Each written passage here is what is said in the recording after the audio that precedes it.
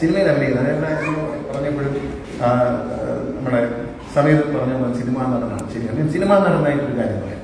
മന്ത്രിമാരെ കഴിഞ്ഞ 2-3 ദിവസമായിട്ട് ഞാനിങ്ങനെ ഈ ടി വിയെ കാണുമ്പോൾ സിനിമയിൽ വലിയ പ്രതിസന്ധിയാണ്, ഭയങ്കര അടി നടക്കുന്നു, പ്രൊഡ്യൂസർ സ്റ്റേഷൻ ഇപ്പോൾ അടിച്ച് തലമുട്ടി, സുരേഷ് കുമാർ അങ്ങനെ പറഞ്ഞു, ആന്റണി പെരുന്നവർ ഇങ്ങനെ പറഞ്ഞു. നിങ്ങളോട് ഞാൻ സത്യം പറഞ്ഞു, ഒന്നും സംഭവിക്കത്തില്ല. ഇത് ഞാൻ 35 കൊല്ലമായിട്ട് കാണുന്നവരാണ്. സിനിമ ഒന്ന് പച്ച പിടിച്ചാൽ അവരൊരു സമരം ഉണ്ടാകും, അത് പൊളിയും. ആര് കാണുന്നു? ബഹുമാനപ്പെട്ട മന്ത്രി സജി ചെറിയാനാണ് ഈ ട്രാൻസ്ലേറ്റ് വകുപ്പിന്റെ മന്ത്രി. അദ്ദേഹം വളരെ കൃത്യമായ മറുപടി പറഞ്ഞു. എന്താണ് അതവർ സംസാരിച്ചിട്ട് എടുത്ത് നോക്കാൻ പോകുന്നത്? ഗവൺമെന്റിനകത്ത് ആർക്കെതിരെയാണ് സമരം? ഗവൺമെന്റിന് സിനിമയിൽ എന്ത് കാര്യം? ഗവൺമെന്റിന്റെ നിയന്ത്രണത്തിലാണോ സിനിമ? ഗവൺമെന്റിന്റെ നിയന്ത്രണത്തിലാണോ? ഗവൺമെന്റിൽ വന്ന് രജിസ്റ്റർ ചെയ്തിട്ടാണോ സിനിമ എടുക്കുന്നത്? അല്ലെങ്കിൽ സിനിമയും ഗവൺമെന്റും തമ്മിൽ എന്ത് ബന്ധം? ഗവൺമെന്റ് പറ്റുന്ന സഹായം ചെയ്തു കൊടുക്കാമെന്നല്ല, സിനിമയ്ക്ക് സിനിമയിൽ ഗവൺമെന്റിന് യാതൊരു നിയന്ത്രണമില്ല. അവിടെ ആർക്കെതിരെയാണ് സമരം? അവർക്കെതിരെ തന്നെയാണ് സമരം ചെയ്യുന്നത്. ഇത് ഈ ഉള്ളി തൊലിക്കാന്ന് നമ്മളെല്ലാം ഇപ്പൊ മാധ്യമ സുഹൃത്തുക്കൾ സിനിമയിലെ പ്രതിസന്ധി എന്താണ്? ഒരു പ്രതിസന്ധിയില്ല. കാലാകാലങ്ങളിൽ സ്റ്റാർട്ടമുള്ളവന് കൂടുതൽ പൈസ കൊടുത്ത് സിനിമയിൽ അഭിനയിക്കുകയും കാശുള്ളവൻ കൊടുത്തവനെ വലിക്കുവാൻ ചെയ്യും, കാശില്ലാത്തവൻ മാറി നിന്ന് കൊഞ്ഞനം കുത്തിയും ചെയ്യുന്ന ഒരു സംവിധാനം. എനിക്ക് സിനിമയ്ക്ക് എടുക്കാൻ പൈസ എടുത്ത് എന്റെ കയ്യിലൊരു നായകൻ കയ്യിലുണ്ടെങ്കിൽ ഞാൻ ആ പണം എടുക്കും, ആ നായകനെ വിറ്റ് ഞാൻ പൈസ ഉണ്ടാക്കും. ഇതെന്ത് സമരം? ഇതിന് ആരോടാ സമരം? ഇതാരോടാണ് സമരം? അച്ഛനോട് മകൻ, ഭർത്താവിനോട് ഭാര്യയും സമരം ചെയ്യുന്ന പോലെയാണ് സിനിമയിലെ സമരം. നിങ്ങളിത് കുറിച്ച് വെച്ചോളൂ. ഒരു ഡയറി എടുക്കുന്ന രാത്രി കുറിച്ചിട്ട് ഞാൻ പറയാം, ഒരു 3 ആഴ്ച കഴിഞ്ഞ് നമുക്ക് ഒന്ന് ചിന്തിക്കൂ. ഒന്നും കാണുന്നില്ല. ഈ മെയ് മാസത്തിലൊന്നും നടക്കാൻ പോകുന്നില്ല, ജൂൺ മാസത്തിലൊന്നും നടക്കാൻ പോകുന്നില്ല. ഇത് ഇങ്ങനെ തന്നെ പോകും. ഇപ്പോഴുള്ള താരങ്ങൾ ഔട്ടാകുമ്പോൾ വേറെ താരങ്ങളും അവർക്ക് കൂടുതൽ ശമ്പളം കൊടുത്ത് ഇതേ പ്രൊഡ്യൂസർമാർ സിനിമ എടുക്കും. കുറച്ചുപേരെ എടുക്കും, കുറച്ചുപേരെ എടുക്കത്തില്ല. അതൊക്കെ ഈ ഫാക്ടറിയോ മറ്റോ എല്ലാം ഒരേ പോലെ ഇങ്ങനെ അടിച്ചിറക്കാൻ. ഒരു ഫാക്ടറിയിൽ ഇറങ്ങുന്ന എല്ലാ കാറിനും ഒരേ ഷേപ്പും ചില മോഡലുകളും വലിയ സക്സസ് ആണ്. എന്ന് എല്ലാ സിനിമയും സക്സസ് ആവില്ല. അപ്പൊ നമ്മൾ ഇത്തരം കാര്യങ്ങൾക്ക് എന്തിനാണ് സമയം കളയുന്നത് എനിക്ക് മനസ്സിലായി. ഇവിടെ നിന്ന് ദേശീയ ഗാനം കേട്ടപ്പോൾ ഞാൻ ശശി തരൂരിനെ ഓർക്കും. വർഷങ്ങൾക്ക് മുമ്പ് നെഞ്ചത്ത് കൈവച്ചു നിന്നു എന്ന് പറഞ്ഞ അദ്ദേഹത്തിനെ ഒരു 4-5 ദിവസം ചാനലുകാർ ഇങ്ങനെ ഡിസ്കഷനായി, ശരിയോ തെറ്റോ, കൈ മേപ്പോട്ട് പോകണം, നേരെ വയ്ക്കണം. എന്നിട്ട് എന്തായി? ഒരൊറ്റ സിമ്പിൾ ചോദ്യം, ഇപ്പോൾ അതെന്തായി? അത് എവിടം വരെ എത്തി? നമ്മൾ 3-4 ദിവസം പോയതാണ്. സന്ധ്യക്ക് നമ്മൾ ഈ ചർച്ചകളൊക്കെ കണ്ട് ഇത് യോഗികളെ കഴുത്ത് വെട്ടിക്കളയും, എന്താണ് ഇയാൾ ചെയ്തത്, നെഞ്ചത്ത് വയ്ക്കാമോ അല്ലേ? എന്ത് ഇപ്പൊ വീണ്ടും ശശി തരൂർ ഒരു രാഷ്ട്രീയക്കാരനായി എന്ന് പറഞ്ഞതുകൊണ്ട് സത്യം പറയാതിരിക്കാൻ പറ്റും. ശശി തരൂര് ഞാൻ ശശി തരൂർ രാഷ്ട്രീയക്കാരനായി കാണുന്നു. അദ്ദേഹം ഡിപ്ലോമാറ്റാണ്. ഞാൻ ഈ പറഞ്ഞതുപോലെ പല പ്രവാസികളുടെയും പ്രശ്നങ്ങളിൽ തീർന്ന പ്രശ്നങ്ങളിൽ ഇടപെടാൻ രാഷ്ട്രീയത്തെ അതീതമായി ഞാൻ ഒരു സഹോദരനെ പോലെ ബഹുമാനത്തോടെ അദ്ദേഹത്തെ വിളിച്ചിട്ടുണ്ട്.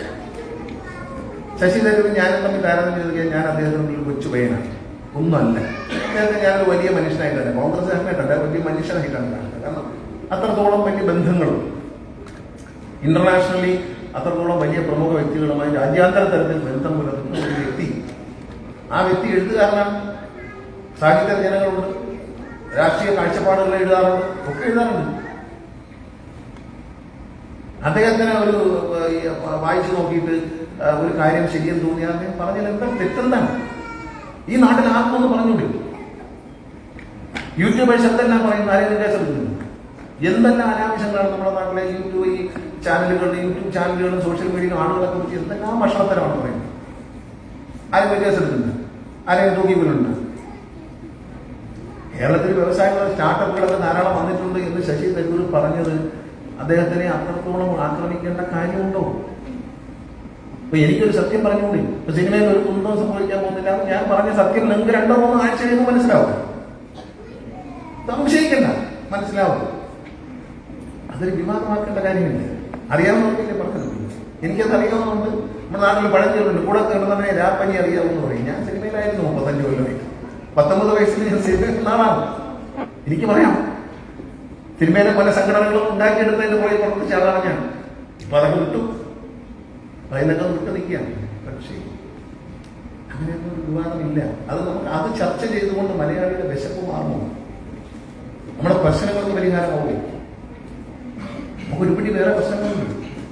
അപ്പൊ ഇപ്പോഴും മീഡിയ ഇത്തരം കാര്യങ്ങൾ എടുത്ത് പ്രവർത്തിക്കുമ്പോൾ ഞാൻ എൻ്റെ ഒരു നിരാശയുള്ള കാര്യമാണ് ഈ സോഷ്യൽ മീഡിയയിൽ ആളി കത്തുന്ന ഈ രാജ്യത്ത്, ഈ നമ്മുടെ ഈ ലോകത്തിൽ കേരളത്തിൽ വല്ലാതെ വാഹനാപകടങ്ങൾ പെരുകി, വല്ലാതെ പെരുകി, ആളുകൾ മരിക്കാൻ തുടങ്ങിയത് വലിയ വാർത്തയായി. രാവിലെ ഫോൺ TV തുറന്നാലും പത്രം എടുത്താലും എങ്ങനെ നോക്കിയാലും അവിടെ മരിച്ചു, 4 പേര് ഇവിടെ മരിച്ചു, ഒരു കുടുംബം ഒന്നടങ്കം മരിച്ചു. ഇത് കണ്ടപ്പോൾ ഞാനൊരു ആശയം തോന്നി.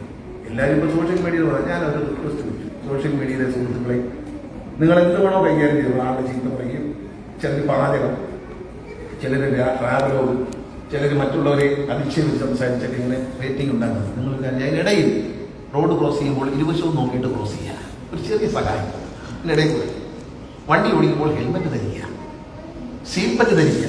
ഇങ്ങനെ എന്തെങ്കിലും ഒരു 2 വാക്ക്, ഒരു സെന്റൻസ് ഇതിനിടയിലൊന്നും ഇടുമെന്ന് ചോദിച്ചു. ഒരു 2% സോഷ്യൽ മീഡിയക്കാർ ചോദിച്ചു. ഒരൊറ്റ ആളും ഇത് ഏറ്റെടുത്തുമില്ല, കൊടുത്തുമില്ല. അപ്പൊ സാമൂഹ്യ പ്രതിബദ്ധതയൊന്നുമില്ല, ഒരു സാമൂഹ്യ പ്രതിബദ്ധതയില്ല. ഇപ്പൊ ചിലര് ചാനൽ ഇരുന്ന ആൾക്കാരെങ്ങനെ സ്വന്തം ചാനൽ തുടങ്ങി ചീത്ത പറയുന്നു. അപ്പൊ ഞാൻ പറഞ്ഞു, നിങ്ങൾ ഉപയോഗിക്കുന്ന ഭാഷ എന്ന് ചോദിച്ചു. എന്റെ അർത്ഥം എന്ന് വെച്ചാൽ എല്ലാവരും ചീത്ത പറയുന്ന ഒരുത്തൻ മര്യാദയ്ക്ക് ബെൽറ്റിടണം എന്ന ഭാഷ ഉപയോഗിച്ചോളൂ. അവരെ ടോണതാണ്, അവരുപയോഗിക്കുന്ന ടോണതാണ്. ആ ടോണിനനുസരിച്ച് പറഞ്ഞു. ഇത് പറയാൻ പറ്റാത്തതുണ്ടല്ലോ, ആർക്കും ഒരു സാമൂഹ്യ പ്രതിബദ്ധത ഒരു വിഷയമല്ല. നമ്മുടെ മീഡിയകൾ ഏറ്റവും പ്രധാനമായി ഏറ്റെടുക്കുന്ന ഒരു കാര്യം, നമ്മൾ അതിൽ പുറകോട്ടാണെന്ന് ഞാൻ പറയും.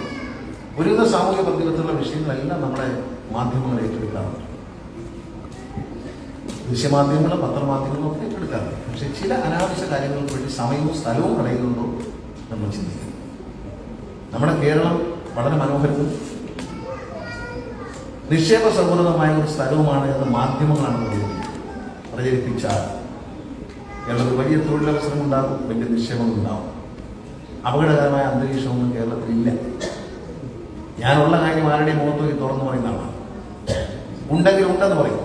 പക്ഷെ ഇപ്പോൾ കേരളത്തിൽ തൊഴിൽ സമരങ്ങളോ അങ്ങനത്തെ ശല്യങ്ങളോ ഒന്നുമില്ല. പിന്നെ ഞാൻ ഒരു വളരെ പൂർണ്ണമായ ഒരു വ്യവസായവുമായി സംസാരിച്ചു. ആരാന്ന് ഞാൻ പറയുന്നത്, പ്രത്യേക സ്ഥലത്തില്ല, ഇന്ത്യക്ക് പുറത്താണ്, അബുദാബിക്ക് പുറത്താണ്. ഞാൻ പറഞ്ഞു എന്തൊക്കെയുള്ള വിശേഷം, എവിടെയാണ്, ഇവിടെ ഇങ്ങനെ ഡൽഹിയിലൊരു ആവശ്യം വന്നതാണ്. കേരളത്തിലെ പുതിയ നിക്ഷേപങ്ങളെ പറ്റി ഞാൻ സംസാരിച്ചു. യൂട്യൂബർമാരെ കൊണ്ട് തോറ്റു, അദ്ദേഹത്തിന് മറുപടിയാണ്. ഇത് കണ്ടുകൊണ്ട് ഇടിക്ക് കത്തെഴുതുന്നവന്മാരെ കൊണ്ട് പിന്നെയും തോറ്റു. ഞാനിവിടെ ജോർജിയോട് പറയുന്നത്, ഇതൊക്കെ കേരളത്തിലേ ഉള്ളൂ, തമിഴ്നാട്ടിലില്ല, കർണാടകത്തിലില്ല. അവിടെ ED ഓഫീസുണ്ട്. ഇപ്പൊ ആരാണ് പറഞ്ഞ് ED പിടിച്ചാൽ ED ആളുകളെ കൊണ്ടുവയ്ക്കും എന്ന് പറഞ്ഞ് ലോകത്തുള്ളവരെ കുറിച്ചുള്ള ED കത്തെഴുതുമ്പോൾ മലയാളികളുടെ പ്രധാന ED ഓഫീസ് എറണാകുളം എന്ന് പറഞ്ഞ അയക്കാൻ എന്താണ് EDയുടെ ഉൾപ്പമെന്നോ അതിന്റെ അർത്ഥം എന്താണെന്നോ മനസ്സിലാക്കാതെ പരാതി അയക്കുക. ഇപ്പൊ നിങ്ങൾ വ്യവസായം തുടങ്ങാതെ അടുത്ത വീട്ടിൽ ഇന്ന് നേരെ ഇപ്പോഴത്തെ ചാക്കോ അബുദാബിയിൽ വന്നിട്ടുണ്ട്, കള്ളപ്പണമാണെന്ന് തോന്നുന്നു, EDക്ക് കത്തെഴുതി അയക്കാൻ. മെനക്കേടാർക്കാം. ഉടനെ ED നിങ്ങൾക്ക് ഒരു നോട്ടീസ് അയക്കും. മറുപടി പറയുമ്പോണ്ട് മറുപടി വേണ്ട, ഒരു തേങ്ങ വേണ്ട, അബുദാബിയിൽ നിന്ന് പൈസ ഉണ്ടാക്കി അബുദാബിയിൽ തന്നെ കിടന്നേക്കാം എന്ന് ചിന്തിക്കുന്ന തരത്തിലേക്ക് നമ്മുടെ നാട്, നമ്മൾ കുറച്ചുകൂടി നമ്മുടെ നാടിനെ സ്നേഹിക്കും. നമ്മുടെ നാട് മനോഹരമാണെന്ന് നമ്മൾ മനസ്സിലാക്കുമ്പോൾ നമ്മുടെ നാട്ടിൽ നമ്മൾ ജനിച്ചു വളർന്ന നമ്മുടെ നാട്ടിൽ നമുക്ക് ഒരു നിക്ഷേപം നടത്താൻ അവകാശം. ഈ കള്ളെഴുത്തെഴുതി അയക്കുന്നവനെ പോലെ തന്നെ നമുക്കും അതിനെ നേരിടാൻ, തൻ്റെ അടുത്തോട് നിന്ന് അവിടെ ഒരു വ്യവസായം തുടങ്ങാനും ഒരു സ്ഥാപനം തുടങ്ങാനും നിങ്ങൾക്കും അവകാശമുണ്ട് എന്ന് പ്രവാസികൾ മനസ്സിലാക്കണം. അന്യനാട്ടിൽ പോയി ജോലി ചെയ്തെന്ന് പറഞ്ഞ് മലയാളി തന്നെ, ഭാരതത്തിന്റെ പൗരൻ തന്നെ, അതിൽ മാറ്റമൊന്നുമില്ല. ഇന്ത്യൻ പൗരത്വമുള്ള ഏതൊരു മനുഷ്യനും കിട്ടുന്ന അവകാശങ്ങളും അധികാരങ്ങളും ഈ കള്ളെഴുത്തരുന്നതിനുള്ള അതേ അധികാരവും അധികാരവും ജീവിക്കാൻ നമുക്കുണ്ട് നാട്ടിൽ. അതുകൊണ്ട് അതൊന്നും കെട്ടാനും ശല്യം ഇത്തരം കുഴിത്തുരുമ്പ് പരിപാടികളുമായി കുറെ ആളുകൾ, അതൊക്കെ അവർക്ക് അങ്ങനെയാണ്. അവർക്ക് മുമ്പ് പറഞ്ഞ പാട്ടിന്റെ അന്നേരം അർത്ഥം കണ്ടില്ല. നല്ല പാട്ടാണ്. നിങ്ങൾ ഇന്നലെ ചിന്തിച്ചത് ഈ പാട്ടിന് ഇങ്ങനെ അർത്ഥമുണ്ടെന്ന്. അങ്ങനെയുള്ള ആളുകളാണ് പലതും കാണുന്നത്. അപ്പൊ ഇവിടെയുള്ള മാധ്യമങ്ങൾ, കേരളത്തിലെ നിങ്ങളുടെ പ്രധാനപ്പെട്ട മാധ്യമ രംഗത്തുള്ളവരോട് നിങ്ങൾ പറഞ്ഞു കൊടുക്കേണ്ടത്, ഇവിടെ നിന്ന് എത്ര കാലം നിങ്ങൾ അബുദാബി ജീവിച്ചാൽ, അദ്ദേഹം ഇവിടെ അബുദാബിയിലെ മലയാളികളുടെ ഒരു കാരണമല്ല. പക്ഷേ അബുദാബിയിൽ ഒരു പൗരത്വം കിട്ടും. നമ്മൾ തിരികെ പോകേണ്ടവർ തന്നെയാണ്. നമ്മൾ തിരിച്ചു ചെല്ലുമ്പോൾ നമ്മുടെ മാതൃരാജ്യത്ത് ചെല്ലുമ്പോൾ, നമ്മുടെ സംസ്ഥാനത്തേക്ക് ചെല്ലുമ്പോൾ നമുക്ക് അഭിമാനത്തോടെ അവിടെ ജീവിക്കാൻ കഴിയണം. ആരെയാണ് നമ്മൾ പേടിക്കുന്നത്? ആരെ പേടിക്കാൻ നമ്മൾ ഓടുന്നു? ആരെയും പേടിത്തോടെ കാര്യമില്ല. അപ്പൊ ഇവിടുത്തെ മാധ്യമ പ്രവർത്തകർ, ഇന്ത്യൻ മീഡിയ അബുദാബിയെ വിളിച്ചിരിക്കേണ്ടത്, നിങ്ങൾ പ്രതിനിധാനം ചെയ്യുന്ന മാധ്യമങ്ങളുടെ കേരളത്തിലെ ഓഫീസിലേക്ക് വിളിച്ചിട്ട് കേരളത്തിൽ ഇവിടെയുള്ള ആളുകൾ അവിടെ നിക്ഷേപിക്കാൻ ആഗ്രഹിക്കുന്നു. അപ്പൊ നിക്ഷേപ സൗഹൃദമാണ് തെളിയിക്കുന്നതെന്ന് വാർത്തകൾ കൊടുക്കാൻ, അല്ലാതെ ഫ്ലാറ്റുകളുടെ 3 പൊളിച്ചു ഈ 2 കൂടി പൊളിക്കാൻ ആഗ്രഹിക്കുന്നത് വാർത്തയല്ല. ധൈര്യത്തോടെ ഒരു ഫ്ലാറ്റ് വാങ്ങിക്കാൻ പോലും നമുക്ക് പേടിയായി മാറും. അത്തരം വാർത്തകൾക്ക് നമ്മൾ കൊടുക്കുന്ന അമിതമായ പ്രാധാന്യം തെറ്റ് തന്നെയാണെന്ന് ഞാൻ പറയും. ഞാനൊരു രാഷ്ട്രീയക്കാരനോ ഒരു മന്ത്രിയായിട്ടല്ല സംസാരിക്കുന്ന, കേരളത്തിൽ ജനിച്ചു വളർന്ന, കേരളം വളരണമെന്ന് ആഗ്രഹിക്കുന്ന ഒരു സാധാരണക്കാരനായി എന്റെ വാക്കിനെ കണ്ടാൽ മതി. ഇത് ശരിയല്ല. അത്തരത്തിൽ നെഗറ്റീവ് വാർത്തകൾ നമ്മളെ തകർക്കേണ്ട ഒരു ദിവസം. കേരളത്തിൽ അങ്ങനെ സമരമൊന്നുമില്ല, ഞാൻ അതിനോട് യോജിക്കുന്നില്ല. കേരളത്തിലെ രാഷ്ട്രീയ പ്രവർത്തകർ, പൊതുപ്രവർത്തകർ, തൊഴിലാളി നേതാക്കളൊക്കെ പറഞ്ഞാൽ കേൾക്കാത്തവരും കാര്യം മനസ്സിലാത്തതൊന്നുമല്ല. അത് വെറും ഒരു പ്രചരണം മാത്രമാണ്. അങ്ങനെയുള്ള പ്രശ്നമൊന്നുമില്ല. ഇല്ലാത്ത നൂലാമാലകൾ ഉണ്ടാക്കാൻ അവസരം ഇട്ടുകൊടുക്കുക. ഒരു വ്യവസായത്തിലാണ് വന്നാൽ ഇത് മലിനീകരണം ഉണ്ടാക്കുമെന്ന് പ്രഖ്യാപിക്കുക. എന്തടിസ്ഥാനത്തിൽ? ഇപ്പൊ ഒരു പ്രധാന വിഷയമാണ് ഈ ബ്ലൂബെറി വിഷയം. എന്റെ പാർട്ടിക്കും എനിക്കൊരു നിലപാടുണ്ട്. ഞാൻ നോക്കിയപ്പോ ഈ പറയുന്ന കമ്പനി ഉണ്ടാക്കും എന്ന് പറയുന്ന സർവ്വ മദ്യവും ഇന്ന് ബിവറേജസ് കോർപ്പറേഷൻ വഴി കേരളത്തിൽ ലഭ്യമാണ്.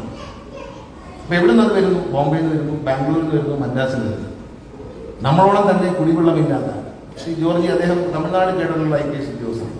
നമ്മളെ വെച്ച് നോക്കിയാൽ വെള്ളത്തിന് ഏറ്റവും ബുദ്ധിമുട്ടുള്ള തമിഴ്നാട്ടിൽ 10, 20, 25 ഡിസ്റ്റിലറികളും ബ്ലൂബറികളുമുണ്ട്. കർണാടകത്തിലുണ്ട്. ഈ മദ്യമെല്ലാം കർണാടകത്തിൽ നിന്ന്, ബോംബെയിൽ നിന്ന്, മദ്രാസിൽ നിന്ന്, തമിഴ്നാട്ടിൽ നിന്ന് വരുമ്പോൾ നമുക്കൊരു ദണ്ണവുമില്ല. ഇത് തന്നെ വിറ്റുകൊണ്ടിരിക്കുന്നത്. അതേ നമ്പർ അവിടുന്ന് വരുന്നതിന് പകരം പാലക്കാട് ഉണ്ടാക്കി, കേരളത്തിൽ കൊടുത്താൽ 10 പേർക്ക് ജോലി കിട്ടും, ടാക്സ് കിട്ടും, പലതോ. ഇത് ഉണ്ടാക്കിയത് കൊണ്ട് ഒരു കുപ്പി മദ്യം പോലും കൂടുതൽ വിൽക്കാൻ പോകുന്നില്ല. അത് ഉണ്ടാക്കിയില്ലെന്ന് പറഞ്ഞ് ഒരു കുപ്പി മദ്യം പോലും കുറച്ച് വിൽക്കാൻ പോകുന്നില്ല. അത് മനസ്സിലാക്കണം. ഞാൻ അന്വേഷിച്ചപ്പോൾ ഇതിൽ പറയുന്ന ഒരു പുതിയ സാധനവും ഉണ്ടാക്കുന്നില്ല. മറ്റ് സംസ്ഥാനങ്ങളിൽ ഉണ്ടാക്കുന്ന ഒരു സാധനം നമ്മൾ വിലയ്ക്ക് വാങ്ങിച്ചുകൊണ്ട് വരുന്നതിന് പകരം ഇവിടെ ഉണ്ടാക്കി ഇവിടെ വിൽക്കുന്നു. ആര് വിൽക്കുന്നു? എന്തായാലും വിൽക്കും. വാങ്ങിച്ച് കഴിക്കേണ്ടവർ കഴിക്കുകയില്ല. നമ്മൾ എന്തിന് എതിർക്കും? ആരെ എതിർക്കണം? നമ്മൾ അന്യനാട്ടിൽ നിന്ന് വേണമെങ്കിൽ കൊണ്ടുവന്നുകൊണ്ട് അവർ വിറ്റുകൊണ്ട് കാശുണ്ടായിക്കൊണ്ട് അവിടെ തൊഴിൽ കിട്ടിക്കൊണ്ട് എന്ന് കിട്ടും. നമ്മുടെ നാട്ടിൽ പറ്റൂല. നമുക്ക് തൊഴിലും വേണ്ട, നമുക്ക് തൊഴിലും വേണ്ട.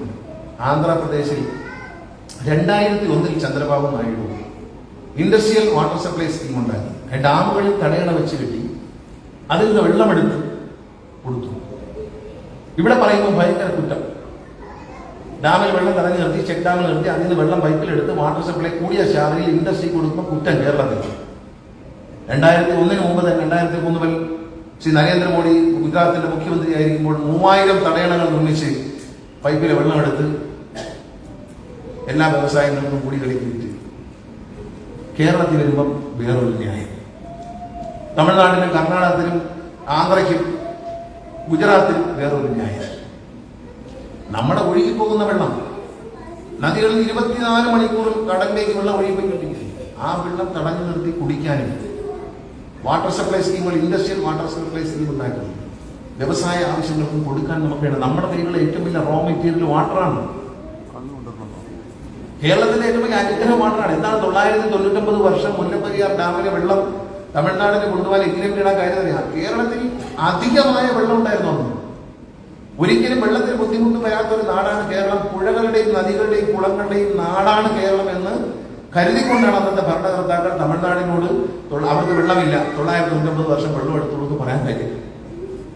ഒരു മോശക്കാരായതുകൊണ്ടല്ല, അന്നൊരു ആവശ്യത്തിന് വെള്ളം ഉണ്ടായിരുന്നു. ഇന്ന് ആ വെള്ളത്തെ നമുക്ക് ഉപയോഗിക്കാൻ കഴിയുന്നില്ല. എല്ലാ നദികളിലും ചെക്ക് ഡാമുകൾ കെട്ടി നിർത്തി വെള്ളം ശേഖരിച്ച് കുടിക്കാനും കുടിവെള്ള പദ്ധതിക്കായി. അതുപോലെ ഇത് നിങ്ങൾ പറയുമ്പോൾ നിങ്ങൾ യവനാണ്ടല്ലോ, ഞാൻ എന്റെ നിയോജകമണ്ഡലത്തിൽ ഇത് ചെയ്തിട്ടുണ്ട് എന്നുള്ളത് കൊണ്ടാണ് പറയുന്നത്. ഞങ്ങൾ പത്തനാപുരത്തേക്ക് വരാം, കാണാം. തടയണ ചെയ്തിട്ടുണ്ട്. ആ തടയണയിൽ കിലോമീറ്ററോളം വെള്ളം ബ്ലോക്ക് ചെയ്ത് നിർത്തിയിട്ടുണ്ട്. ആ വെള്ളത്തിൽ നിന്നാണ് ആ നാടിന് വേണ്ട മുഴുവൻ കുടിവെള്ളവും 3 പ്ലാന്റുകളിലായി മുഴുവൻ ജനങ്ങൾക്കും കുടിവെള്ളം ഒപ്പിച്ചിരിക്കുന്നത് ആ തടയണയിൽ. ഇത് ചെയ്തിട്ടാണ് ഞാൻ പറയുന്നത്. ഞാൻ MLA എന്ന നിലയിൽ ഞാൻ ഇത് ചെയ്തു. ഏതാണ്ട് 2018-14 തന്നെ ഞാൻ ചെക്ക് ഡാം കെട്ടുന്നത് വെള്ളം. 2018 പെരുമഴയിലും വെള്ളപ്പൊക്കത്തിലും പത്തനാപുരത്ത് വഴി കടന്നു പോകുന്ന കല്ലടയാർ നശിച്ചില്ല.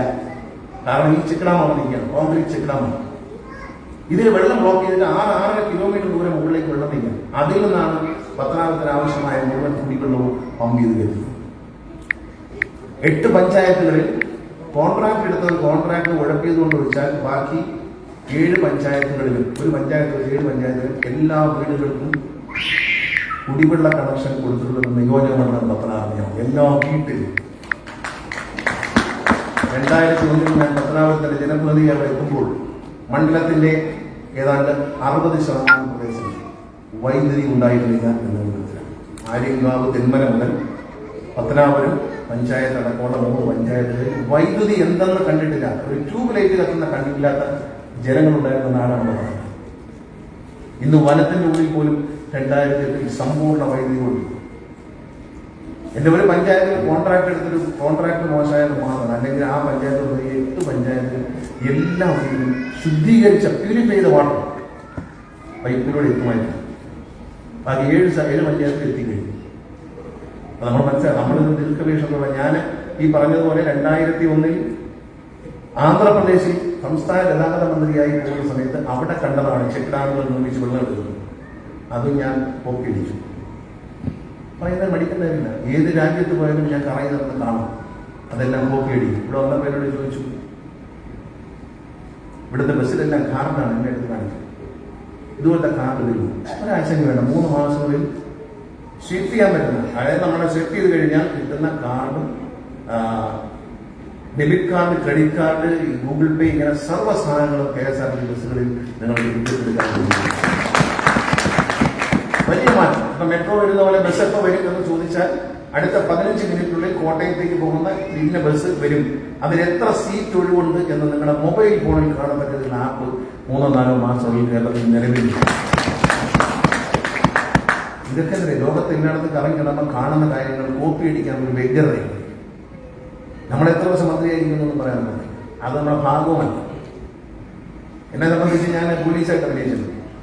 യൂണിഫോം അഴിച്ചു വെച്ച് വണ്ടി കയറി റൂമിലേക്ക് പോകുമ്പോൾ പോലീസ് വേഷം, അതുവരെ പോലീസാണ്.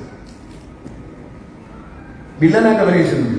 എല്ലാ ചട്ടചിത്രവും ക്യാമറ മുമ്പിലാണ്. അത് കഴിഞ്ഞ് എന്നെ അഴിച്ചു വെച്ചിട്ട് ഞാൻ സാധാരണ ഗണേഷ് കുമാറായിട്ട് അഭിനയിക്കുന്നു. മന്ത്രിയാണെങ്കിൽ അതിൻ്റെ കൂടെ വലിയ സന്തോഷമായിട്ട് ജോളിയായിട്ട് ഇരിക്കും, ഒരു പ്രശ്നമില്ല. പക്ഷെ ഇരിക്കുമ്പോൾ ഞാൻ ലോകത്ത് കണ്ട ആശയം, എൻ്റെ അച്ഛനോടൊപ്പം ഞാൻ എൻ്റെ പ്രസംഗം ചുരുക്കുകയാണ്. ഞാൻ മന്ത്രിയും രാഷ്ട്രീയക്കാരനൊന്നും അല്ലാത്ത കാലത്ത് എൻ്റെ അച്ഛനോടൊപ്പം ഞാൻ 96 ജർമ്മനിയിലും ഇംഗ്ലണ്ടിലും പോയി യാത്ര ചെയ്തു. അന്ന് സിനിമ നടനാണ്. അപ്പൊ അച്ഛൻ്റെ പ്രോഗ്രാമിന് പോകുന്ന സമയത്ത് അവർ പറഞ്ഞു, സാറിന് മോനെയോട് കൊണ്ടുവരണം, സിനിമ നടനാണ്, അഡീഷണൽ അഭിപ്രായം. ഞാൻ ശരിയുമാണെന്ന് പറഞ്ഞു. ഞാൻ എന്നെ കൊണ്ടുപോയി പല രാജ്യങ്ങളും ഞാൻ അച്ഛൻ പറയാം, അച്ഛൻ ഇനി ട്രാൻസ്പോർട്ട് കൊണ്ട്, അച്ഛൻ മന്ത്രിയാണല്ലോ, തീർച്ചയായിട്ടും MLA കൊണ്ടൊക്കെയാണ് അച്ഛൻ ട്രാൻസ്പോർട്ട് കൊണ്ടുവരാമോ, നമ്മുടെ നാട്ടിൽ ഇതുപോലത്തെ എയർ കണ്ടീഷൻ ബസ്സൊക്കെ വാങ്ങിക്കാം. പല രാജ്യങ്ങളും AC ബസ്സിലൊക്കെ കയറി പോകുന്നുണ്ടെന്നു, യൂറോപ്പിലൊക്കെ. അത് പറ്റത്തില്ല. അവിടെ ലൈലൻഡിൻ രാജ്യം മാത്രമേ വാങ്ങിക്കാൻ പറ്റൂ. വേറെ വായിച്ചാൽ വലിയ ആരോപണങ്ങളൊക്കെ അതുകൊണ്ട് വേണ്ട, AC ഒന്നും വേണ്ട നമ്മുടെ നാട്ടിൽ. 2001 എനിക്ക് ജനങ്ങളും ദൈവവും ഒരവസരം തന്നു. അന്നാദ്യമായി ഇന്ത്യയിലാദ്യമായി ഒരു ട്രാൻസ്പോർട്ട് കോർപ്പറേഷൻ എയർ കണ്ടീഷൻ ചെയ്ത ഓൾഡോ ബസ് വാങ്ങിച്ചു കൊടുത്തു. ഇന്ത്യയിൽ ആദ്യത്തെ ബസ് വാങ്ങിച്ചിരുന്ന KSRTC. ഈ ഓൾഡോ ബസ് അന്ന് 45-50 ലക്ഷം രൂപ വിലയുണ്ട്. ഒരു KSRTC ഒരു ലൈനറി ബസ്സിന് 16 ലക്ഷം രൂപ വിലയുള്ളപ്പോൾ 50 ലക്ഷം രൂപ കൊടുത്ത് എയർ കണ്ടീഷൻ ചെയ്ത ഓൾഡോ ബസ് വാങ്ങിച്ച ഇന്ത്യയിലെ ആദ്യത്തെ സംസ്ഥാനം കേരളമാണ്. അല്ല, ഞാൻ എൻ്റെ പഴയ ആഗ്രഹം. ടിക്കറ്റ് മെഷീൻ ഇന്ന് ലോകമുള്ള ഉപയോഗിക്കുന്നു, ഇത് ഗൾഫിൽ ഉപയോഗിക്കുന്നു, ഇത് ആദ്യം കൊണ്ടുവന്ന ഞാനാണ്. അതുപോലെ ഈ ഡ്രൈവിംഗ് ടെസ്റ്റിൽ മോക്ക് ടെസ്റ്റ്, നമ്മൾ കമ്പ്യൂട്ടറിൽ ഇവിടെ ഡ്രൈവിംഗ് ടെസ്റ്റ് എടുക്കാൻ പോകുന്ന ലേണേഴ്സ് ടെസ്റ്റ് ഉണ്ട് കമ്പ്യൂട്ടറിൽ. ഇത് ഗൾഫിൽ വരുന്നതിനെ കൊണ്ടുവന്നത് കൊച്ചിയിലും തിരുവനന്തപുരത്തുമാണ് 2002 പരിശോധിച്ച് നോക്കുന്നുണ്ട്. ഇന്ത്യയിൽ ആദ്യമായി ഒരു കമ്പ്യൂട്ടർ സാക്ഷരനല്ലാത്ത സാധാരണക്കാരനായ മലയാളത്തിലും ഇംഗ്ലീഷിലും കമ്പ്യൂട്ടർ പരീക്ഷയ്ക്ക് ഇരുത്തി ജയിപ്പിച്ചതും തോപ്പിച്ചതും 2002 കേരളത്തിലെ മോട്ടോർ വെഹിക്കിൾ ഡിപ്പാർട്ട്മെന്റിൽ ഞാൻ മന്ത്രിയായിരിക്കുന്നതാണ്. ഞാൻ ഇന്ത്യയിലെ നാഷണൽ ഇൻഫോർമാറ്റിക്സ് സെന്റർ എന്ന കേന്ദ്ര ഗവൺമെന്റ് സ്ഥാപനത്തിലെ ചെറുപ്പക്കാരായ കമ്പ്യൂട്ടർ എക്സ്പേർട്സിനെ കൊണ്ട് ഇത്തരത്തിലൊരു പരീക്ഷ ഞാൻ ഉണ്ടാക്കിയെടുക്കാന്ന് പറയാൻ എനിക്കൊരു മടിയില്ല. നിങ്ങൾ രേഖകൾ പരിശോധിച്ചാൽ കിട്ടും. ചെയ്താലും ചെയ്തെന്ന് തന്നെ പറയാം. ഇതെന്താ പറയുക, പല അമേരിക്കയിൽ പോയപ്പോൾ എൻ്റെ സുഹൃത്ത് പറഞ്ഞു, ഇവിടെ ലേണേഴ്സ് ടെസ്റ്റൊക്കെ കമ്പ്യൂട്ടറിലാണ്. നമ്മൾ പോയി കഴിഞ്ഞാൽ 10-20 ചോദ്യം ചോദിക്കും. 10 ചോദ്യം കഴിഞ്ഞ് 15ാമത്തെ ചോദ്യം ചോദിച്ചാൽ നമ്മൾ പാസ്സാകും എന്ന് പറഞ്ഞു. ഈ സുഹൃത്ത് എന്നോട് വാളകത്തുകാരനായ എൻ്റെ ഒരു സുഹൃത്ത് ഷാജി, അദ്ദേഹം അന്ന് അവിടെ വെച്ച് എനിക്ക് കാണിച്ചു തന്നാണ് ഈ ടെസ്റ്റ്. അന്ന് മനസ്സിൽ കുറിച്ചിട്ട് അത് തന്നെയാണ് കോപ്പി അടിച്ചത്. അത് കഴിഞ്ഞിട്ടാണ് ഗൾഫ് രാജ്യങ്ങൾ പോലും ഇത് വരുന്നത്, ഈ ലേണേഴ്സ് ടെസ്റ്റ് കമ്പ്യൂട്ടറിൽ വരുന്നത്. ഇന്ത്യയിൽ ഒരു സംസ്ഥാനത്തും അതുണ്ടായിരുന്നില്ല. കേരളമാണ് ആദ്യം ഉണ്ടാക്കിയത്. അതായത് ലാംഗ്വേജ് മാറ്റിയിട്ടാണ് മറ്റ് സംസ്ഥാനങ്ങളിൽ ചെയ്യുന്നത്. ഇന്ന് ഇന്ത്യയിലെ ഡ്രൈവിംഗ് ടെസ്റ്റിന്റെ ഭാഗമായി അത് മാറി, നിയമത്തിന്റെ ഭാഗമായി. കണ്ണ് പരിശോധിക്കണം. ഡ്രൈവിംഗ് ലൈസൻസ് കൊടുക്കാൻ കണ്ണ് പരിശോധിക്കണമെന്ന് ഇന്ത്യയിൽ ആദ്യത്തെ ഉത്തരവ് ഇറക്കിയ സംസ്ഥാനം കേരളമാണ്. 2002. ഇപ്പൊ എല്ലാവരും കണ്ണ് പരിശോധിക്കാൻ, ഇവിടെ കണ്ണ് പരിശോധിക്കാൻ ഞാൻ കഴിഞ്ഞ ദിവസം കണ്ണ് പരിശോധിച്ചാൽ ലൈസൻസ് കൊടുക്കുന്നത്. അവിടെയും കണ്ണ് പരിശോധിക്കാൻ ലൈസൻസ് കൊടുക്കാൻ മതി. ഇവിടുത്തെ പോലെ ആക്കാൻ പോയത് ഡോക്ടർ കണ്ണ് പരിശോധിച്ച് കഴിഞ്ഞാൽ ഏതാനും ആഴ്ചകൾക്കുള്ളിൽ കേരളത്തിൽ മാറ്റുന്നത്. ഡോക്ടർ കണ്ണ് പരിശോധിച്ച് കഴിഞ്ഞാൽ നേരെ ഡോക്ടർ തന്നെ ഓൺലൈനിൽ ഇത് അപ്ലോഡ് ചെയ്യും.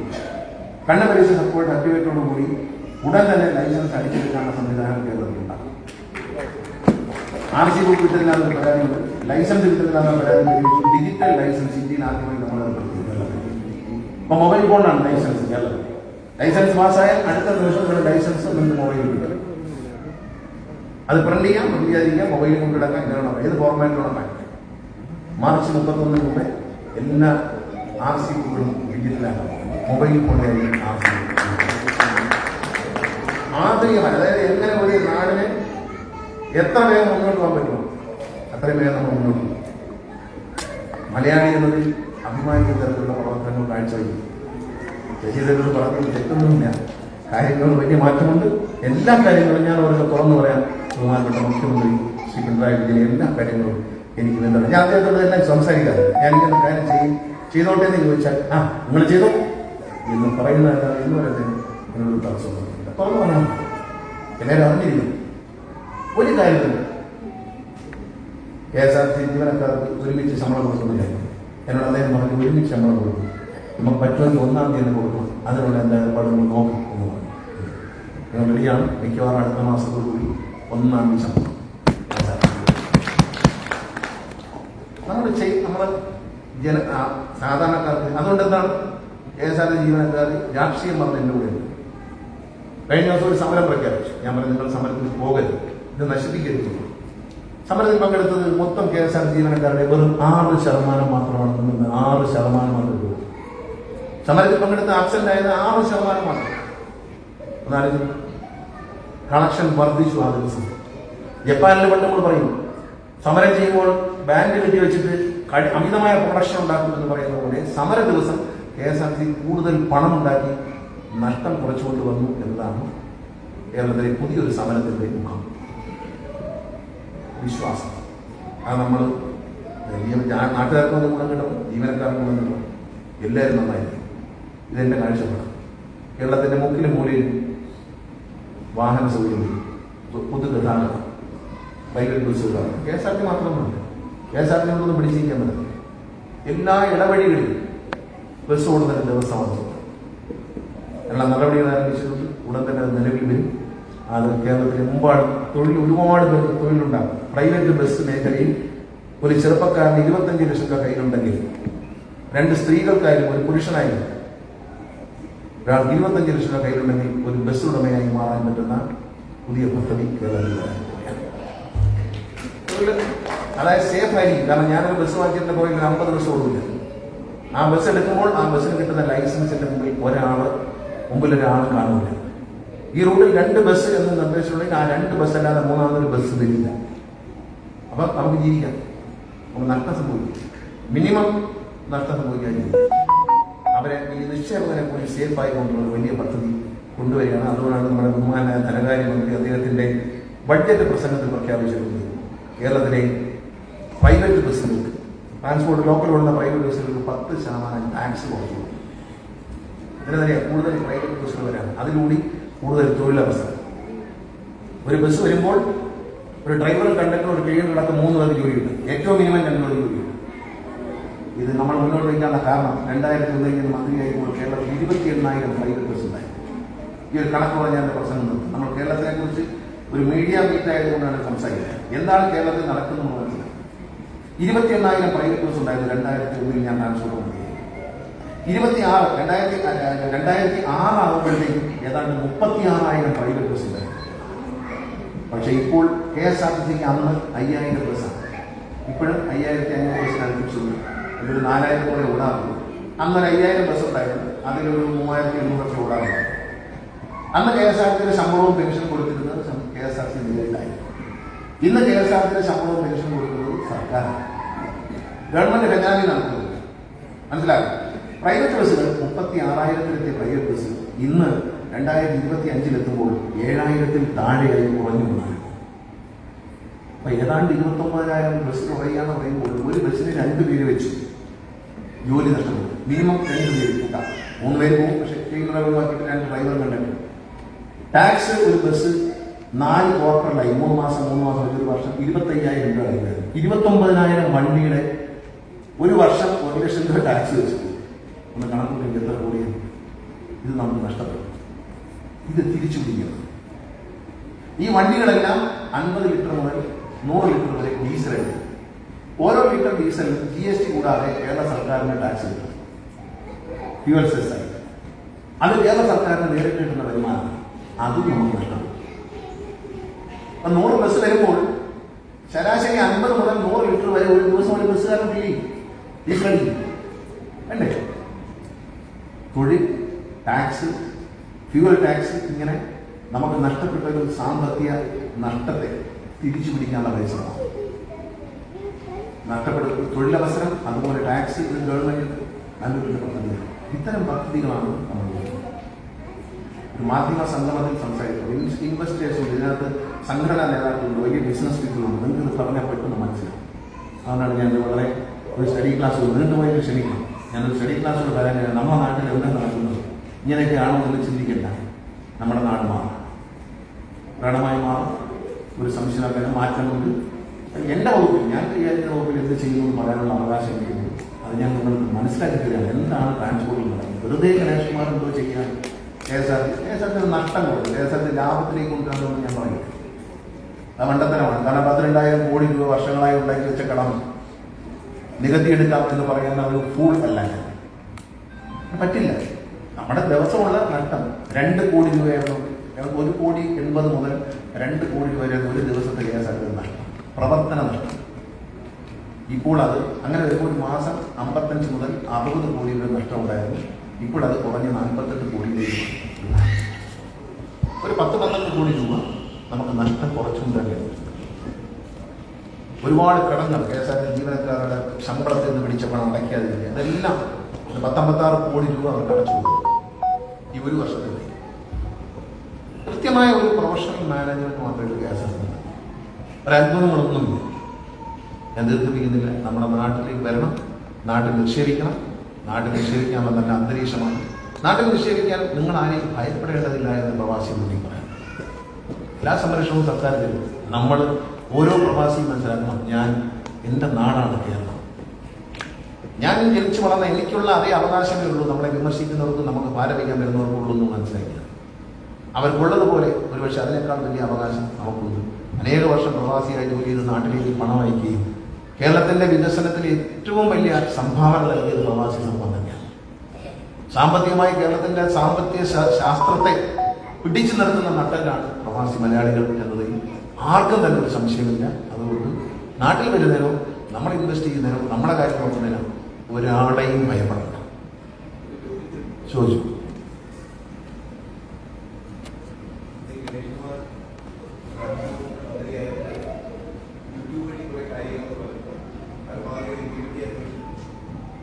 ഹലോ, കേൾക്കാം സാർ? ഞാൻ കേൾക്കില്ല. യൂട്യൂബ് വഴി കുറെ കാര്യങ്ങളൊക്കെ പറഞ്ഞിട്ടുണ്ടായിരുന്നു. അതൊക്കെ ഏകദേശം കുറേയൊക്കെ ഇംപ്ലിമെന്റ് ചെയ്യാൻ സാധിച്ചു. അത് സാറിനോട് പറഞ്ഞിട്ടുണ്ട്. എനിക്ക് ചോദിക്കാനുള്ള ഒന്നേ മാത്രമേ ഉള്ളായിരുന്നു. ഇപ്പൊ ഇവിടെ സാറിന് മുഖ്യമന്ത്രിയുമായിട്ട് ഡയറക്റ്റ് സംസാരിക്കാൻ സാധ്യതയുണ്ട്. അത് സാഹചര്യങ്ങളുണ്ട്. നമ്മുടെ യൂത്ത്, നമ്മുടെ നാട്ടിലുള്ള യൂത്ത് ഇപ്പോഴും കാണുന്ന ഡ്രഗ്സിന് അഡിക്റ്റായ കുറെ പയ്യന്മാർ സ്വന്തം സഹോദരങ്ങളെ അമ്മയും അച്ഛനെയും അമ്മയൊക്കെ സ്വന്തം വീട്ടിലിട്ട് വെട്ടിച്ചു കൊടുക്കുകയും കൊല്ലുകയും ചെയ്യുന്ന ഈ ഒരു അവസ്ഥയ്ക്ക് ഏതെങ്കിലും രീതിയിൽ സാറിന് CM-നോട് പറഞ്ഞിട്ട് കർക്കശമായിട്ട് എന്തെങ്കിലും ഒരു തീരുമാനം എടുക്കാൻ പറ്റുമോ?